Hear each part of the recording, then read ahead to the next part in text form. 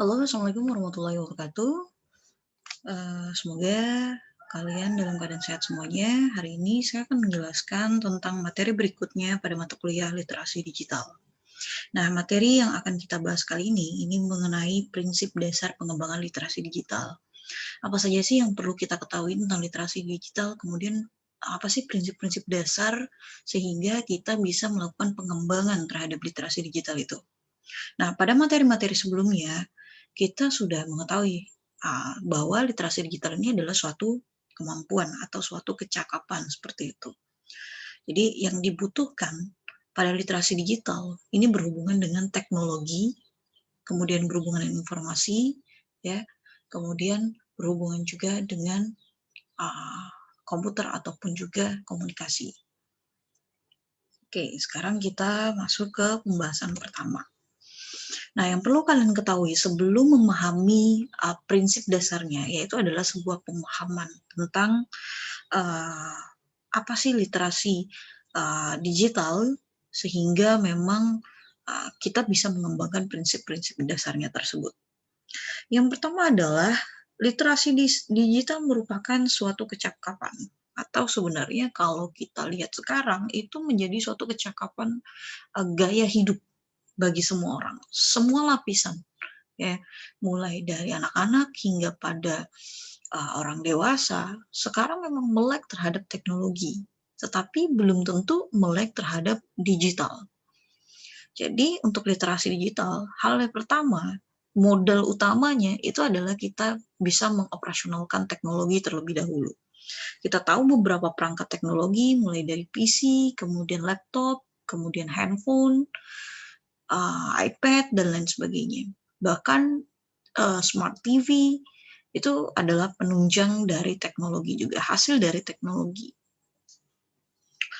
Nah, dari teknologi ini, kita tentu saja melibatkan informasi di dalamnya, karena bagian dari teknologi, apa artinya sebuah teknologi kalau tidak ada konten di dalamnya? Ya, jadi memang yang kita cari itu adalah informasinya. Nah, informasi ini yang kita konsumsi. Ini adalah sepaketnya itu. Ketika kita menggunakan teknologi, pasti kita manfaatkan. Manfaatnya apa? Ya entah itu kita mencari informasi yang sifatnya ringan, yang hiburan gitu ya, seperti, kita ambil simpel saja ketika kalian menggunakan gadget kalian hanya untuk membuka sebuah aplikasi Instagram seperti itu, ya berarti kalian sedang menikmati informasi yang, disajikan di dalam Instagram tersebut. Kemudian kalau kalian membuka sebuah blog ataupun website, kalian mungkin mencari informasi yang lebih dalam lagi atau detail mengenai suatu produk, mengenai suatu perusahaan, mengenai suatu lembaga, seperti itu. Nah, jadi konsumsi teknologi itu menjembatani kalian untuk menemukan sebuah informasi yang kalian butuhkan. Nah, informasi yang sudah kalian peroleh melalui pemanfaatan teknologi tadi, kemudian kalian komunikasikan. Artinya ini lekat sekali bahwa literasi digital itu bukan hanya tentang pemanfaatan teknologi, kemudian memperoleh informasi, tetapi perlu juga yang namanya mengkomunikasikan. Ya, mengkomunikasikan apa yang sudah kalian peroleh tadi. Entah itu hanya dalam lingkup kecil, artinya misalnya hanya bicara dengan orang tua kalian, bahwa saya tadi mendapatkan informasi mengenai ada beberapa pilihan, misalnya pilihan motor yang bagus nih gitu, atau beberapa pilihan sekolah yang bagus untuk studi lanjut, atau mungkin pilihan tentang handphone-handphone terbaru seperti itu. Jadi informasi yang diperoleh kemudian dikomunikasikan kepada orang lain, walaupun itu dalam lingkup yang kecil ataupun lingkup yang internal, ya, sebagai bahan apa, sosialisasi kalian kepada orang lain. Jadi literasi digital memungkinkan juga kalian memiliki kemampuan dalam bersosialisasi. Kemudian tidak hanya itu, dari informasi-informasi yang sudah diperoleh melalui pemanfaatan teknologi, kalian juga memiliki kemampuan dalam pembelajaran juga. Jadi kita bisa tahu, oh ternyata pembelajarannya begini. Kalian mendapatkan informasi tentang motor A. Nah, kemudian sekali kalian lakukan searching lagi informasi dengan di blog yang lain misalnya atau di website yang lain. atau mungkin di marketplace yang lain gitu ya, kalian melihat ada perbandingan-perbandingan. Nah, kalian jadi tahu bahwa motor A sama motor B itu punya kelebihan apa masing-masing, entah itu di harganya, entah itu mungkin, di apa, irit bensinnya, kemudian mungkin di speed-nya gitu ya, atau mungkin di perawatannya. Jadi ada pembelajaran yang diperoleh ketika kita, berusaha untuk melakukan pencarian informasi tersebut. Jadi literasi digital juga memberikan Anda kesempatan untuk memiliki kemampuan dalam pembelajaran. Lantas apalagi? Nah, yang tidak kalah penting dari literasi digital, kita nanti akan terbentuk sikapnya. Sikap apa? Sikap yang kritis. Ya, kita berpikir kritis, sebaiknya kita pilih A atau pilih B ya, atau pilih C ya. Dengan beberapa kelebihan dan kekurangannya masing-masing. Kemudian kita lihat lagi, oh kira-kira orang tua saya budgetnya berapa ya gitu. Sehingga bisa mencukupi, tapi tidak dalam level yang terbawah seperti itu. Sehingga kita bisa berpikir, oh sebaiknya saya pilih ini gitu. Kenapa? Ada beberapa alasan. Nah, ini yang dimaksudkan ketika kita sudah melek terhadap uh, pemanfaatan teknologi, kita sudah bisa memanfaatkan informasi yang ada ya, perolehan informasi, sehingga kita bisa berpikir kritis. Selain berpikir kritis, kita pikir apa lagi?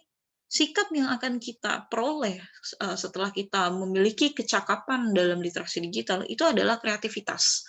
Kreatif. Kita menjadi orang yang kreatif. Kenapa? Oke, saya punya budget segini, tapi saya butuh ini gitu. Saya bisa memaksimalkan apa potensi saya yang sehingga saya bisa memperoleh apa yang saya inginkan seperti itu. Jadi kita berpikir, oh misalnya saya ngomong dulu sama orang tua, sama ayah misalnya begitu. Oh dari ayah misalnya bilang, oh yang ini lebih baik, bla bla bla. Nah, kemudian kita minta pendapat lagi dari ibu gitu. Nah, kalau misalnya harganya misalnya sekian juta untuk harga motor tersebut. Kalau misalnya sumber keuangannya itu satu, misalnya dari ayah saja, berarti kita mikir lagi, oh ayah misalnya cuma modalin 8 juta misalnya, harganya 12 juta, kurang 4 juta, dapat dari mana lagi ya 4 jutanya? Nah, coba kita kreatif, kita bisa menghasilkan karya apa, kemudian untuk menambah-nambah itu. Atau mungkin kita berpikir lagi, oh ya udah kita gunain tabungan. Tapi kalau nggak mau gunain tabungan, kita bisa berkarya apa sih untuk menambah itu? Nah, jadi ada kreativitas yang bisa kita manfaatkan ya, kecakapan kreativitas kita untuk, memperoleh apa yang kita inginkan. Oke, berikutnya adalah, kecakapan berikutnya, kita akan mendapatkan inspirasi gitu, inspiratif ya, sebagai salah satu kompetensi digital juga gitu. Eee, Kalian banyak melakukan searching-searching misalnya di YouTube, kemudian di website, ataupun di apa ya, aplikasi-aplikasi ya yang bermanfaat ya. Nah, itu juga bisa menginspirasi kita untuk melakukan sesuatu yang berhubungan dengan kreativitas tadi. Jadi semua itu bisa apa, mmm, saling saling membantu kita untuk menghasilkan sesuatu yang kita inginkan gitu. Atau mungkin misalnya kalian punya skill-nya apa tadi, untuk menghasilkan suatu karya, oh bisanya memasak misalnya. Oke, kita dapat inspirasi dari beberapa misalnya website, bisa dari blog, atau mungkin dari YouTube, membuat sebuah kreasi-kreasi tersebut yang bisa bernilai. Nah, bernilai tadi itu bisa menambah-nambah kekurangan yang dibudgetkan oleh orang tua, misalnya seperti itu. Jadi garis besarnya atau kesimpulan dari slide pertama ini bahwa untuk pemahaman mengenai prinsip dasar literasi digital, yaitu adalah bagaimana kita bisa mengoptimalkan pemanfaatan teknologi untuk memperoleh sebuah informasi yang begitu beragam, ya. Tentu saja ini berhubungannya dengan dunia maya. Artinya informasi yang kita peroleh itu secara digital, bukan secara tercetak atau live seperti itu ya. Nah, kemudian dari pemanfaatan teknologi tersebut kita memperoleh beraneka ragam informasi, akhirnya kita mengkomunikasikan sebuah informasi ataupun beragam informasi yang tadi kita peroleh. Untuk apa? Untuk kita melakukan sosialisasi kepada orang lain, baik itu lingkup kecil ya, lingkup internal, ya lingkup kecil internal itu adalah lingkup keluarga. Kemudian kalau lingkup eksternal, kita bicara sama teman, kelompok belajar, atau mungkin diskusi di kelas bersama dosen ataupun guru seperti itu, atau mungkin dengan tetangga dan masyarakat lainnya. Itu eksternal. Nah, dari situ kita akan memperoleh sebuah kemampuan. Kemampuan apa? Kemampuan dalam pembelajaran. Ya, entah itu membandingkan sesuatu, kemudian kita bisa menggarisbawahi mana kekurangan maupun kelebihan, kemudian uh, menghindari melakukan sebuah kesalahan ya, karena dari situ kita memperoleh banyak pembelajaran dari informasi-informasi yang sudah kita baca. Kemudian akan menimbulkan apa? Menimbulkan pemahaman atau memiliki sikap berpikir kritis. Kemudian menimbulkan kreativitas serta menimbulkan inspirasi seperti itu. Oke, kita masuk ke pembahasan berikutnya. Nah, sekarang kita sudah masuk ke prinsip dasarnya. Ada 4 prinsip dasar di sini, ada pemahaman, saling berdampingan, faktor sosial, sampai dengan kurasi. Nah, prinsip dasar inilah yang akan kita kembangkan. Bagaimana cara pengembangan prinsip dasarnya? Yang pertama adalah pemahaman terhadap slide tadi ya, materi yang sebelumnya. Ya, itu harus dipahami terlebih dahulu. Nah, oke, di prinsip dasar ini kita bahas poin pertama, ya ini adalah pemahaman, di mana pemahaman ini ya nggak usah jauh-jauh lah, kita bikin pemahaman sederhana terlebih dahulu. Pemahaman sederhana yang seperti apa? Ya ini adalah suatu kemampuan untuk mengekstrak ide. Ya, bagaimana kalian itu bisa mengekstrak sebuah ide yang ada di dalam pikiran kalian, dalam otak kalian ya, baik itu secara implisit maupun secara eksplisit. Oke, dari sebuah media. Oke, kamu punya ide. Ide apa nih? Oke, hari ini hari Jumat, weekend gitu ya, kira-kira enaknya, nanti malam bikin menu makanan spesial buat keluarga, misalnya seperti itu. Oke, itu ide ya, ide. Kemudian, ide ini kira-kira mau makan spesial, itu baru clue-nya doang gitu ya, idenya doang. Apa yang bisa kita explore, oke? Nah, kita coba menemukan, oke, kita buka Cookpad, oke, kita ambil gadget, kita ambil teknologi, komputer, dan lain sebagainya, sebagai penampingan kita, kemudian kita berusaha untuk menemukan media yang tepat untuk mendukung menu kuliner nih, kira-kira yang bisa kita buat, kita sajikan untuk dinner nanti malam bersama keluarga tercinta. Oke, ya, jadi media ini banyak sekali, mulai dari media-media yang sifatnya lokal sampai media-media luar. Nah, kalau mau media luar dan bahkan ada tutorialnya segala macam, kalian bisa buka yang large media seperti YouTube dan lain sebagainya. Oke, jadi pemahaman prinsip dasar ini adalah pemahaman yang sifatnya paling sederhana ketika kalian sudah ya punya ide dulu. Jadi sebelum melakukan pemanfaatan terhadap teknologi dan mencari informasi, kalian itu udah punya ide. Jadi bukan berarti kalian ambil gadget tanpa mengetahui kalian tuh pengen apa gitu. Atau hanya lebih pada ya lihat-lihat gitu. Kalau lihat-lihat itu kan tanpa punya ide terlebih dahulu, artinya belum punya modal dasar ide gitu ya. Tapi kalau yang dimaksud prinsip dasar di sini, kalian itu bisa melakukan kreativitas, bisa berpikir kritis. Itu ketika kalian itu punya ide terlebih dahulu sebelum pemanfaatan teknologi dan mencari informasi. Atau lebih singkatnya, sebelum kalian melek terhadap digitalnya itu sendiri, kalian itu sudah punya ide. Kalian itu mau ngapain dengan teknologi. Seperti itu. Oke, saya mau bikin dinner spesial. Oke, saya mau memberikan kado spesial buat teman saya. Nah, itu adalah ide, pemahaman terhadap apa sih yang ingin kita lakukan saat kita berusaha untuk melek terhadap digital tersebut. Oke. Prinsip dasar yang kedua, yaitu adalah saling berdampingan, di mana saling berdampingan ini sebenarnya adalah saling ketergantungan, di mana suatu bentuk media itu akan berhubungan dengan yang lainnya secara ya baik potensinya, kemudian metaforisnya ya, kemudian idealnya ataupun juga harfiahnya seperti apa. Yang di mana dahulu itu jumlah media itu sangat-sangat sedikit ya. Ya, bahkan media pun dibuat dengan tujuan untuk mengisolasi atau penerbitan secara terbatas, ya.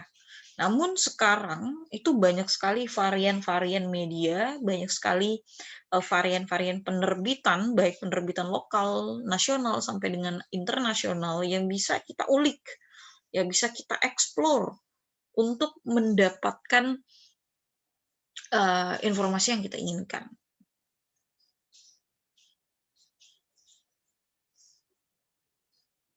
Nah, jadi ketika ada media lokal, nasional, dan internasional, ini sebenarnya adalah pilihan kita untuk melihat, wah artinya satu media dan media lain itu bisa berdampingan, saling mengisi informasinya. Mungkin kalau kita bahas dengan topik yang sama, ide saya tadi adalah kuliner, ide saya itu adalah membuat dinner spesial, dia saya beri contoh. Nah, prinsip dasar yang kedua itu tentang saling berdampingan. Yang saya katakan tadi adalah banyak sekarang sudah mulai banyak media-media ya, media lokal misalnya kita bisa mencari di, apa, Cookpad misalnya seperti itu. Kemudian untuk nasional mungkin kita bisa lihat di, Kompas ya. Kemudian, internasional mungkin ada, eee sebuah vlog, website, dan lain sebagainya yang tentang kuliner-kuliner dunia, seperti itu. Wah, jadi kita terinspirasi, misalnya kita bikin taco, atau mungkin kita, mau bikin, eee, apa, eee, tortilla dan lain sebagainya, seperti itu. Jadi, ya itu berdasarkan dengan media yang kita peroleh juga ya. Nah, mungkin dari media lokal kita dapat menu A, dengan bahan dasar A. Dari, website B yang tingkatnya nasional kita dapat menu B. Nah, kemudian di internasional tadi kita dapat menu C. Nah, ini bisa saling, melengkapi informasinya gitu. Oh, kira-kira kalau saya combine ini jadinya apa ya gitu. Nah, kita bisa melakukan, semacam eksperimental ya, eksperimen terhadap menu yang akan kita sajikan nanti malam, seperti itu. Oke, saya rasa sampai di sini, sudah cukup jelas ya, artinya media satu dengan media yang lainnya, baik itu lingkup kecil, skala nasional, skala lokal, nasional, sampai internasional itu, bukan membuat kita menjadi bingung, tapi saling berdampingan, saling mengisi kebutuhan yang kita inginkan. Artinya ide, cetusan ide, ya, ekstrak ide yang sudah kita pikirkan. Seperti itu.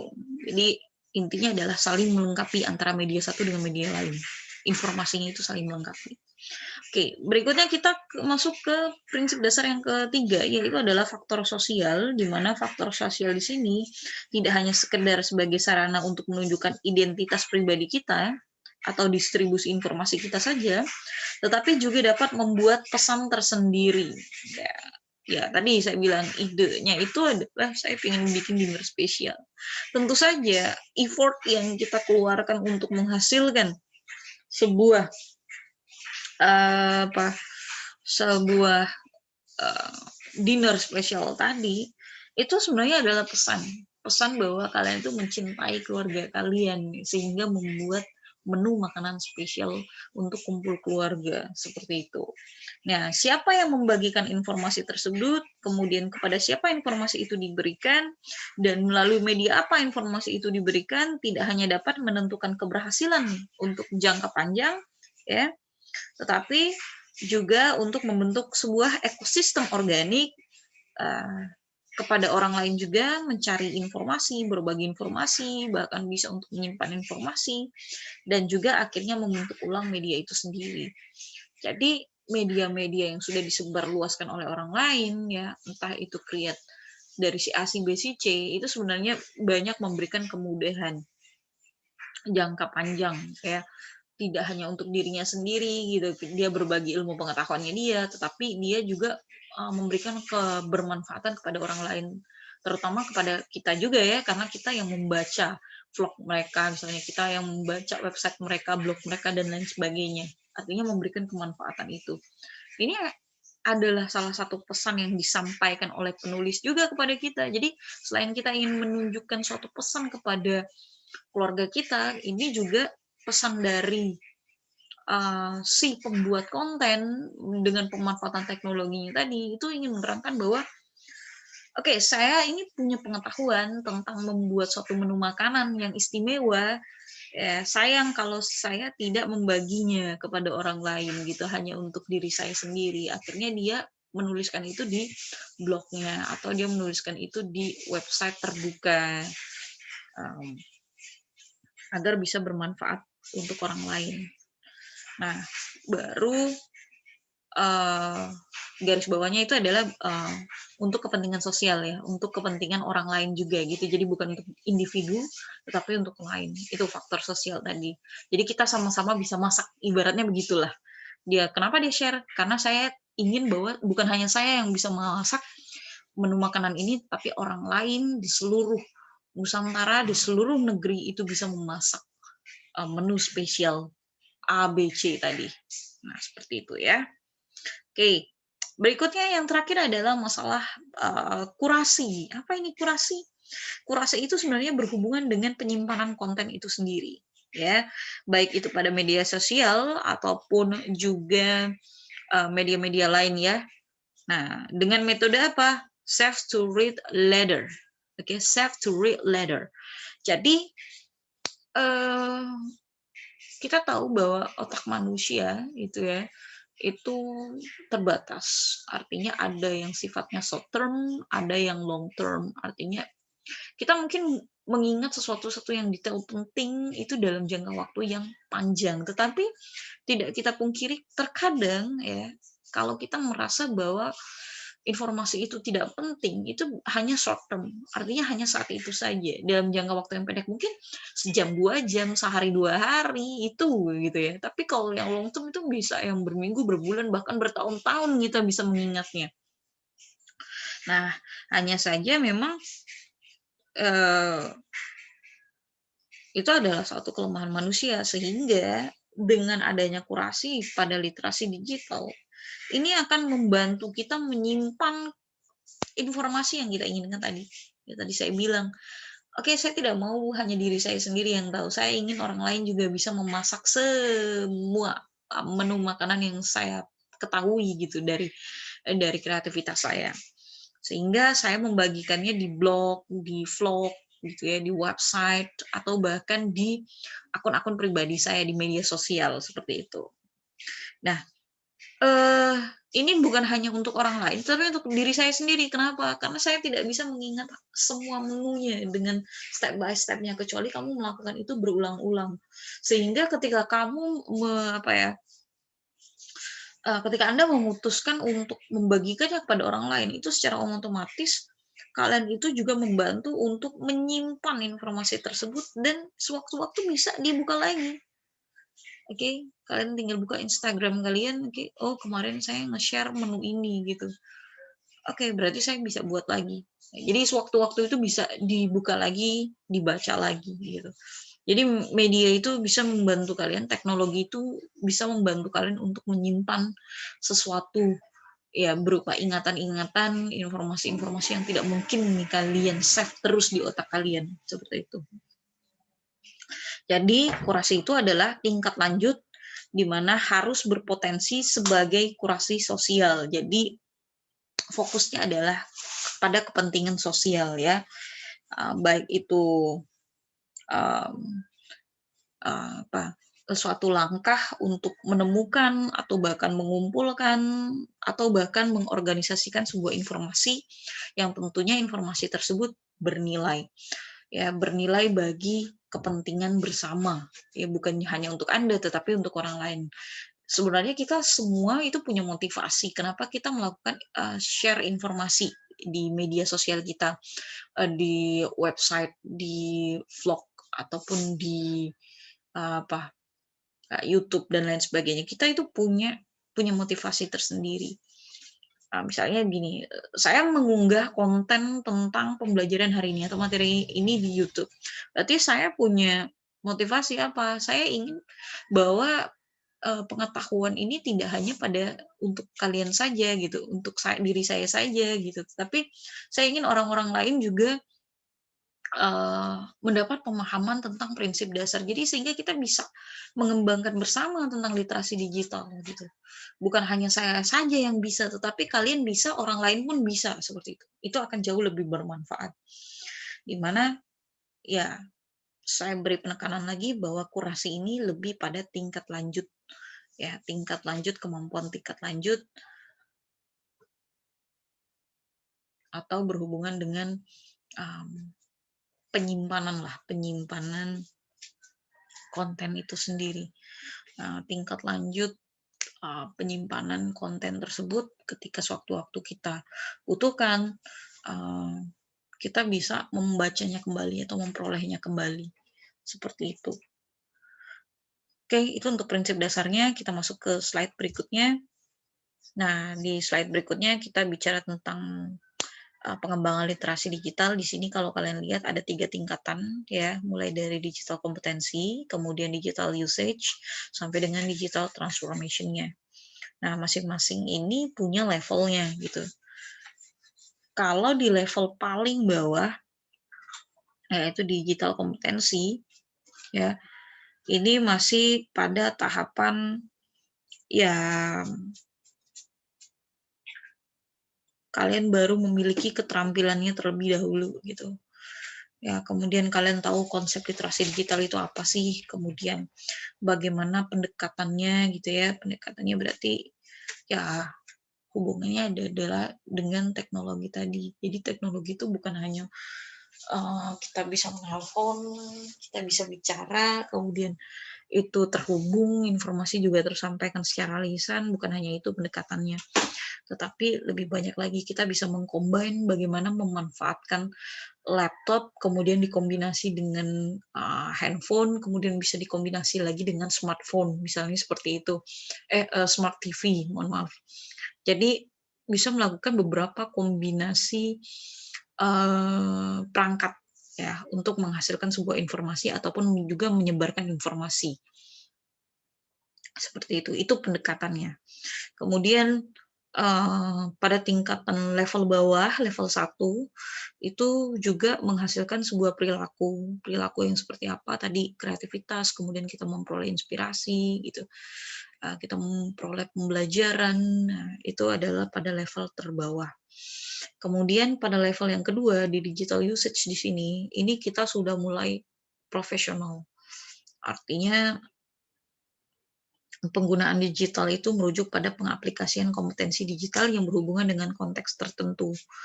Ya, mungkin kita akan memanfaatkan literasi digital ini sendiri, ya, digital usage ini sendiri, itu untuk mendukung atau ya, untuk mendukung pemerolehan sesuai dengan bidang kita. Kalau misalnya bidang kita adalah tentang perpustakaan, mungkin saya akan mencari teknologi-teknologi apa atau informasi terbaru apa tentang dunia perpustakaan. Oke, atau mungkin tema-tema menarik apa yang bisa kita bahas tentang perpustakaan. Jadi levelnya itu lebih, berikutnya adalah oke, mohon maaf lewat ya tadi ya. Oke. Oke, mulai lagi, jadi setelah kita tahu pada level tingkatan terbawah, kita masuk ke level tingkatan kedua, lebih fokus pada bidangnya. Nah, untuk level tingkatan 3 di mana digital transformation ini atau inovasi atau kreativitas, oke, ini lebih pada, mmm,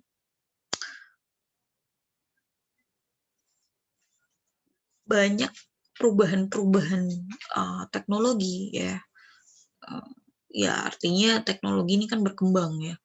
Dari 1 tahun aja kita bisa, apa, mencoba bahkan, bisa mendapatkan informasi bahwa teknologi tersebut itu berkembang tadinya itu mungkin, ya fungsinya tadi hanya bisa nelpon, eee, kirim teks seperti itu, kemudian berkembang lagi, misalnya bisa kirim voice, kirim suara, kemudian bisa berkembang lagi, bisa bertatap muka langsung gitu, ada video call, kemudian berkembang lagi mungkin bisa apa dengan apa. Jadi, pada masanya bahwa apa, transformasi digital itu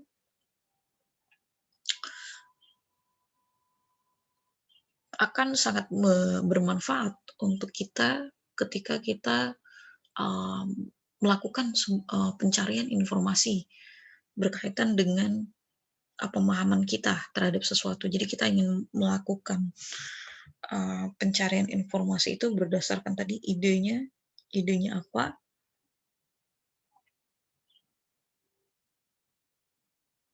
itu akan semakin sangat mudah ya karena adanya perubahan atau transformasi digital. Kalau tadi saya, bilang perubahan teknologi itu semakin pesat ya, dari yang mulai ya hanya mungkin, nelpon, kemudian kirim teks, kemudian sekarang bisa kirim gambar, kemudian bisa kirim voice, kemudian bisa saling bertatap muka langsung secara, tatap muka gitu walaupun secara virtual. Artinya akan mempermudah kita juga untuk menemukan apa yang kita inginkan. Ya jadi semakin kreatif dan memberikan kita inovasi. Ya kalau dulu mungkin saya tidak akan berpikir bahwa saya bisa melakukan, mengajar, ya, mengajar digital seperti ini. Pasti orang berpikirnya, "Ya, saya punya laptop, ya laptop palingan bisa mengajar tetap di kelas," gitu, kemudian kita tampilkan slide menggunakan infocus. Berpikirnya baru sampai di situ, ternyata digital ini bertransformasi, sehingga memungkinkan yang namanya pembelajaran jarak jauh seperti ini. Walaupun saya berada di rumah sendiri, kalian berada di rumah masing-masing, tapi kita tetap bisa melakukan pembelajaran. Ya, itu adalah suatu, tingkatan yang paling tinggi, artinya kita bisa melakukan inovasi atau melakukan kreativitas dari ide yang kita miliki, gitu. Apa idenya? Ya tadi misalnya kita bisa ikut, kelas memasak, tadi saya bilang mau menyiapkan special dinner buat keluarga gitu ya, kita bisa ikut kelas memasak atau kita bisa melihat, tutorial, cara memasak ataupun mungkin, streaming memasak gitu, lagi ada demo memasak ya, itu adalah suatu kreativitas. Kenapa? Karena, eee, adanya transformasi digital gitu, teknologi berkembang, informasi semakin mudah diperoleh, ya akhirnya pada level tingkat atas, level ketiga dari pengembangan literasi digital itu sendiri. Oke, mungkin sampai di sini saja penjelasan dari saya ya, yang intinya adalah ketika kita melakukan prinsip pengembangan literasi digital, ya menurut Mays and Fowler pada sifat yang berjenjang ini, itu akan serta-merta kita memperoleh banyak manfaat. Itu sebabnya kenapa, eee, pada level pemahaman ini kalian sebagai calon pustaka harus tahu. Jadi bukan hanya tentang buku, tapi banyak konten-konten atau informasi yang, beredar di dunia maya, bagaimana kita bisa menghasilkan suatu kreativitas itu dari informasi yang tersebar.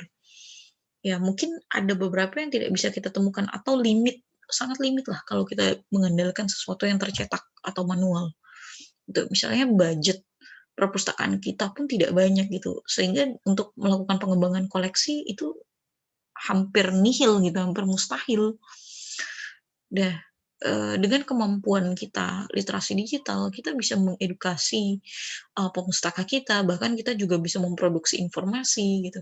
Jadi kita bisa memanfaatkan keterampilan kita, yaitu literasi digital kita untuk, meningkatkan kinerja kita sebagai pustakawan ya, entah itu dalam, mmm, pengembangan diri sendiri, kemudian pengembangan diri kelompok, kemudian bisa juga pengembangan terhadap, tugas kita, tupoksi kita sebagai pustakawan, ya yang tadi limit, budget. untuk pengembangan koleksi di perpustakaan yang hampir nihil, ya kita bisa mengupayakan bagaimana caranya kita memperoleh, konten-konten atau memperoleh, koleksi-koleksi baru tanpa, tidak mengeluarkan budget gitu. Karena di dunia maya sekarang banyak sekali informasi yang sifatnya gratis tetapi, mmm, kredibel, mempunyai reputasi yang baik juga. Sehingga itu akan bisa bermanfaat tadi buat sosial. Jadi konsepnya adalah literasi digital itu bukan buat diri Anda sendiri, tetapi bisa bermanfaat untuk kalian melakukan sosialisasi kepada orang lain, baik itu lingkup kecil maupun lingkup besar, lingkup internal maupun lingkup eksternal. Jadi ada beberapa kata kunci dan poin-poin penting yang sudah saya garis bawahi dan saya lakukan pengulangan-pengulangan agar kalian paham bahwa dalam pengembangan prinsip, literasi digital ini ada beberapa tingkatan kemampuan yang harus dimiliki, kemudian prinsip dasar tadi berhubungan dengan apa saja sih dan apa sih yang bisa kita, lakukan ya dengan kemampuan kita. Nah, maka akan menghasilkan sesuatu yang bermanfaat. Bermanfaatnya bukan untuk diri kita saja, tetapi untuk orang lain atau dalam konteks sosial. Oke, cukup itu saja penjelasan dari saya untuk materi ini. Mudah-mudahan bisa dipahami. Jika ada yang belum paham, boleh tulis di kolom komentar. Oke, saya akhiri. Assalamualaikum warahmatullahi wabarakatuh.